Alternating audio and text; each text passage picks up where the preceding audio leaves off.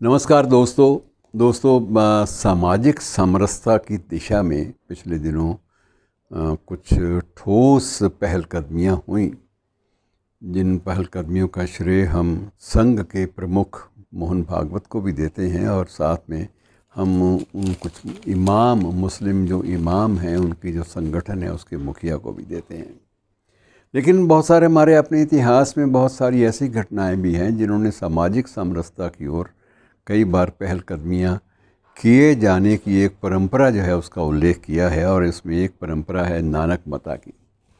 तो नानक मता जो है ये भी एक गुरुद्वारा है मित्रों, और ये देवभूमि उत्तराखंड में स्थित है और सिखों के प्रथम गुरु और अपने समय के महानतम संतों में जिनकी गणना होती है श्री गुरु नानक देव जी, ये उनकी स्मृतियों को, उनके संदेशों को समर्पित है गुरुद्वारा।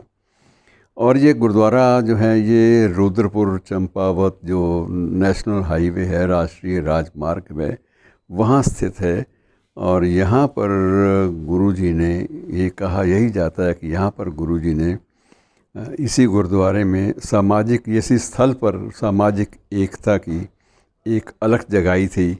और सिख पंथ के 3 सिख गुरुओं को इस नानक मता गुरुद्वारा के साथ उनकी स्मृतियों को जोड़ा गया है, और बाकायदा ये एक इतिहास का हिस्सा हैं ये सारी की सारी स्मृतियाँ भी और घटनाएं भी। गुरु नानक देव जी तो वहाँ पर गए ही, उनकी जो देन है, उपलब्धियाँ हैं, उन्हीं को समर्पित है ये गुरुद्वारा।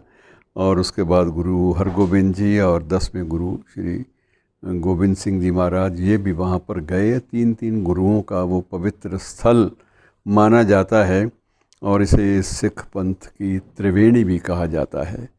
तो ये जो इसका नाम पहले गोरख मता था, गुरुद्वारा गोरख मता, और गुरु नानक देव जी के यहाँ आने के बाद इसका नाम नानक मता हो गया। पहले ये था कि गुरु गोरखनाथ के जो शिष्य थे वो वहाँ साधना करते थे, आराधना करते थे। गुरु गोरखनाथ के स्वयं वहाँ पर आने की बात जो है उसकी चर्चा फ़िलहाल पुख्ता रूप से, प्रमाणित रूप से नहीं होती। लेकिन पहले इस गुरुद्वारे का नाम, इस स्थल का नाम गोरख मता था। स्वयं श्री गुरु नानक देव जी ने ही गुरु गोरखनाथ के जो शिष्य थे उनको भी ज्ञान यहाँ पर दिया था, और उसके बाद उन्हीं की सहमति से इस स्थल का नाम भी नानक मता गुरुद्वारा के नाम से समर्पित हो गया। 1524 की बात मानी जाती है कि सन 1524 में गुरुजी जब पंजाब के करतारपुर से उत्तराखंड के कुमायूं मंडल की ओर जब आए थे, तो ये इस स्थल को उनका आगमन स्थल भी माना जाता है। गुरुजी की तीसरी उदासी या तीसरी यात्रा के दरमियान भी, मध्य भी, उनके यहाँ आगमन की जो विस्तृत घटनाक्रम है वो सारा का सारा दर्ज है वहाँ की उस काल की बहियों में, उस काल की पुस्तकों में। और उसके बाद अवध के राजकुमार नवाब अली, उन्होंने स्वयं वो श्री गुरु गोबिंद सिंह साहब से वो इतने प्रभावित थे कि उन्होंने यहीं पर बहुत सारे नए निर्माण भी कराए। और इसके परिसर में ही एक पीपल का प्राचीन वृक्ष है। कहते हैं कि इस